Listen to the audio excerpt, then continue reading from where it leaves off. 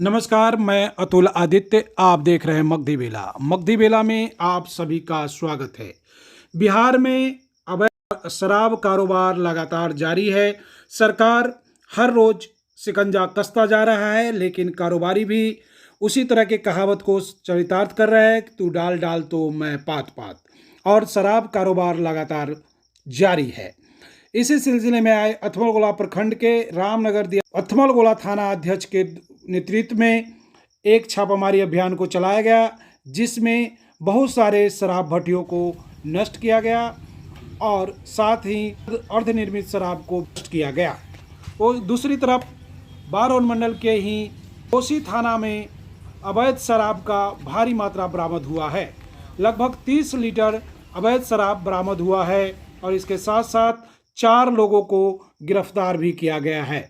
गिरफ्तार अपराधी हैं वाल्मीकि चौहान, एसपी पासवान, वाल्मीकि राम और चंद्रमौली साव। सभी अभियुक्तों को गिरफ्तार कर थाना अध्यक्ष ने जेल भेज दिया है।